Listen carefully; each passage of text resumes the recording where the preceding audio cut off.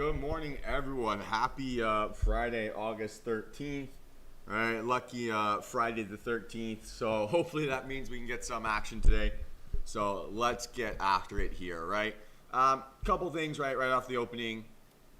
Right, we don't really have any key data to worry about today, right? This is not going to be a monster day. How you doing, Sam? Good morning to you as well. So it doesn't look like it's going to be a very data heavy driven day, right? And what was wonderful about sort of yesterday's kind of action is we got some breakouts, right, in some of the leading names, which has led to some breakouts, right, or sort of led to a nice kind of directional day here a little bit from the SPY. What I love about this is, right, how strong this candle is. So if we look at this, right, and then compare it to our, say, bullish candles, right, we know it's kind of in between, say, this most bullish and second most bullish, right? So relatively strong day there, very minimal top wick, still seems to be kind of hanging down under that 445, 50 zone. So looks pretty strong here, right? What I don't necessarily like is that this volume yesterday wasn't that big, right? When you get that breakout or you kind of get that big move up and over, you want the volume to step in and push, right? So that could be maybe that reason why, when we got that breakout over, say, that 444.10, 444.20, right, it only moved another dollar, right? So the volume never really came in to support that breakout. That doesn't mean that this is bearish or that we should be cautious going forward, right? But we need to see that volume come in here. Otherwise, it's going to be challenging, right, to trust this breakout, right? It just opens up the door for really easy reversals. And I'd like to avoid that as much as possible, right? So for today, I want to see how we react, right, towards this 445.50 zone, right? I think it's, right, I think it really depends on kind of how we gap up here, right, in general. So we'll have to see how this thing holds up. Yeah, Sam, so great question. Sam's asking about exit strategies.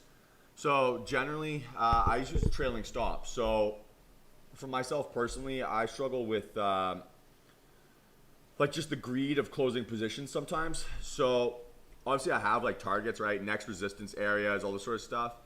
But trailing stops tend to be what works best for me. So with the option contracts, I try to keep it like 10% behind the option price and just keep kind of running it up. So if I'm in and I can catch that big runner, great. If I get shaken out, so be it. Lock and win and move on. Right, so let's go QQQ, right? QQQ still kind of consolidating, right? We can kind of draw like a box here, right? Kind of like that SPY box, right? We want to see kind of how we react, right? If we break up and over here, right, and move towards that 370, plus area. Pretty good recovery yesterday, right? Pretty nice day, but still made a lower low, right? Volume was still low, so I wouldn't say that this is like a bullish reversal by any means, right? Still needs to kind of climb up and keep going a little bit. But a move above that 370, right? If tech kind of keeps waking up, if the Apples and the Teslas of the world start exploding, right? Then this QQQ is going to then kind of run up as well, right? So same story we've been talking about for a while, right? Needs to get over this 370 or kind of needs to break down under this like 362 area. Right, Apple, really nice wedge breakout yesterday, right? Really starting that move. Now we're kind of just a buck under or $1.50 under all-time highs, right? So if we can get that rip up and over this morning, I think that looks like a really nice setup, right? What we talked about on the SPY, when you get that directional day, right, you want that volume to come in, right? So yesterday, directional day, but volume didn't come in, right? Apple, directional day, right? Really full body, right? And volume came in. So highest volume since, say, the end of July, which is really good, right? And then we can get that break, right? So it feels like it's setting up for that, continuation break over that 150.13, 115.20, whatever you want to call it, right? So I think this looks really strong. I think this could be a really fun play today. We'll have to see how it holds up, but there's nothing here that's saying Apple looks weak. So I'm looking for breaks above 150. Right now, not super interested in a short-term bearish view. Right, similar story on this Tesla. We've been talking about this bull flag now for a better part of this week, right? So finally kind of got that move up and over yesterday. and we're $5 away from that breakout over 727. Talking to yesterday pre-market, or sorry, during the day, how we didn't want to see Tesla break out yesterday, right? You wanted to see it, close towards above that 720, right? Open up towards that 723, 725, 722, whatever area, right? And then it gives you that opportunity that if it breaks out, right, it's going to break out on volume. It's going to break out on volume supporting that move, which is going to make, it gives you a more likelihood of a bigger pop, right? So that's kind of what we're waiting for. I think this Tesla looks really strong, right? Great volume, bullish engulfing candle. Like, we're stacking up a lot of bullish clues here. So I think this looks great, like very much near the top of my watch list this morning, and hopeful that this thing can break out. Realistically, like, this Tesla is a volatile one, right? So you can play this a couple ways. I would look, if this breaks out in the first 30 minutes, first hour maybe of the trading day, I'm happy to play this with today's expiration call, something like the 730s, right? And hoping for a run towards that 740, 745 area, maybe a little bit higher. But that's going to be a lot of volatility, right? So that might not be for everyone, right? That might not be kind of the stomach, how you want to, the kind of risk you want to stomach, right? So if you don't want to do that, right, or you want to give yourself a little bit more room to breathe, or you want to go bigger position sizing, right?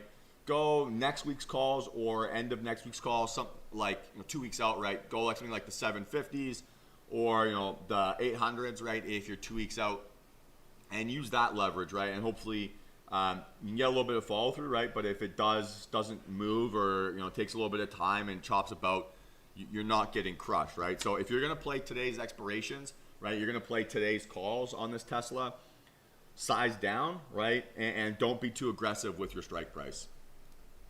Okay, Microsoft, right, still hanging out in this ascending wedge pattern. On this inside bar yesterday, didn't really get that breakdown under, and it wasn't enough of a trigger to get that breakout over, say, that 292 area. So what I do like about this, right, increasing volume, bullish engulfing. So it's kind of a DTR bullish engulfing, right? What does that mean? That's bullish engulfing on volume, right, and a bullish engulfing candle. Again, I like this. I think this is setting up. I need this thing to break over 292, right? We've had a few fake outs on this like ascending wedge. So I want to see it kind of get up and over that 292, right? Give myself a chance to not get faked out, and then you can look to rip this up. If other leading names like Apple and Tesla are strong, right? Microsoft's not going to be far behind, right? So maybe this thing won't trigger today if they break out, but this could be one to keep on watch for Monday. So there's a few other setups that look interesting, right? That are worth kind of mentioning. This SQ, I mean, this is starting to look like that 290 break's not going to happen anytime soon. We're still looking, like keeping an eye on it, right? Because there's nothing here that says, bearish reversal or bearish breakdown. Happy to just be patient and let this thing develop, right? So let's keep looking at some stuff. This Bank of America looks like a really tempting one to me, right? We've had a great trend line breakout here, and it's absolutely just roared up. And then yesterday, right, we printed this wonderful low vol pullback. So if we go back to our bearish candles, right, we know that this candle here is our least bearish of candles, right? What does this back look like, right? It's least bearish, and it's on thin daily volume, right? So we talk about how we want clues to stack up together, right? We want candlesticks and we want volume profiles to kind of tell you the same story. Well, this is what that back is doing, right? This is telling us that this is a weak red day, right? This candle, weak red candle, and this is weak red volume, right?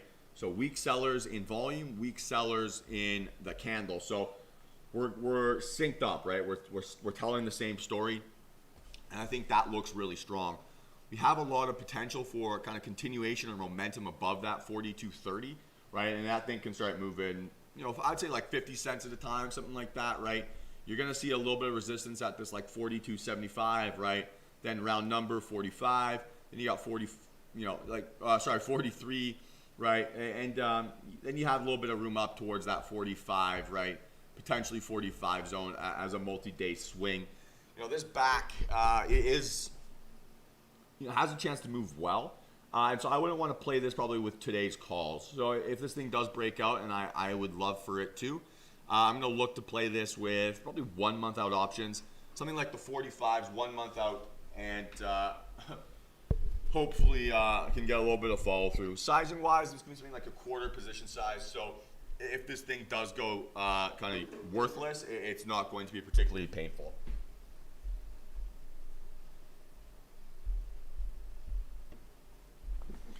Right, so there's a few more here. This NVAX is a interesting one, depending on how this thing gaps up, right, or how this gap holds here this morning. But we have an inside bar trigger kind of right under a really key psych level, right, that 250 zone.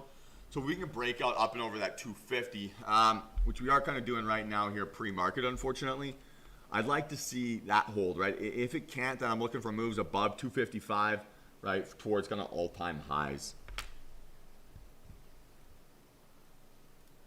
Right, so this BA, one we talked about yesterday, sorry, not in the video, no video yesterday, but this is a nice 3 green soldiers pattern, right? 1, 2, 3 after a nice breakout at the trend line, so you're stuck a little bit of resistance, but you know, we want to see that breakout up and over that 242. So as long as we're not making a lower low under, say, this August 11th top candle, right, this third green soldier candle, as long as I'm making a lower low underneath that, this pattern still kind of holds up for me, right? Or at least in my eyes. So maybe it needs another day to consolidate here, right? Because it's got that trend line to deal with. So if it can give me another consolidation day or a breakout, I'm happy to play this in either direction. Or sorry, in the bullish direction only, right? J&J, we're looking for that continuation move here today, right? We tried to, we looked at this yesterday briefly, but just didn't like the time of day that it broke out. So now we're getting that, you know, possible move kind of up and over that 175.34. I think long term, this thing, you know, potentially has room towards that 180 area. Long term is a relative term as a day trader, right? So I'm talking like end of next week, you know, sorry, a week from now, right? August 20th. So I don't know how much juice this thing can have. But as a sympathy player to this mRNA and Pfizer, I think J&J looks like a really interesting lagger, right?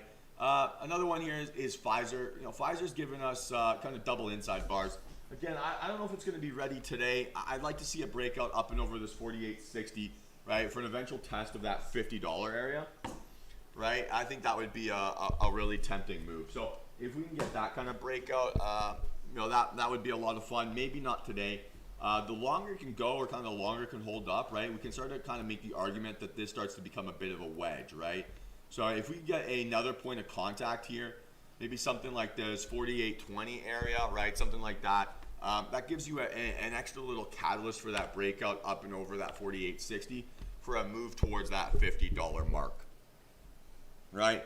I'm going to go last one here, right? So this is Nvidia. This has been a bit of a challenging one to trade kind of post-split. It hasn't really, it took a little bit of time to kind of establish its levels, right? Been really choppy. You do there's a couple arguments to be made here, right? You could say that this was a 3 red soldiers pattern, right? Breakdown and then, you know, kind of move towards that 195 area, right? For me, it doesn't really feel that bearish yet, right? You can kind of see this is a bit of a trend line. You got 2 points of contact here, kind of hanging out.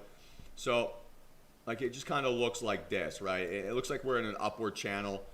Too big to be a bear flag, right? And this flagpole here, not exactly satisfactory. So I think this looks like a trend bounce, right? Plus an inside bar. So if we can get that rip over this, say, you know, 200 spot 6, right? 260 area. That's got to move towards that 205 zone, I think, with relatively minimal resistance. You know, with this Nvidia, I'm still a little bit, I should say I've got like some, you know, PTSD with it. Because the last time we tried to trade it, that 200 breakout, right, was a few days after the split. And it was just really inconsistent and didn't really know what it wanted to do. So I'm hopeful that Nvidia is going to give us a little bit of kind of consistency and like that directional strength that we're looking for. Or if I'm going to take it, right, it's going to be on smaller size.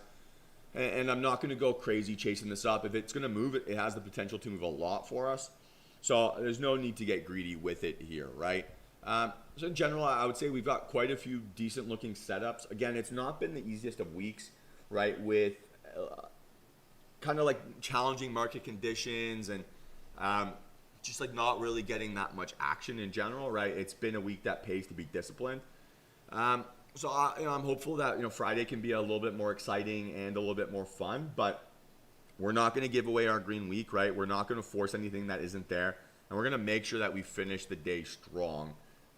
In general, Fridays can be a little bit challenging, right, with that option expiration, and people can get caught in really nasty time decay situations.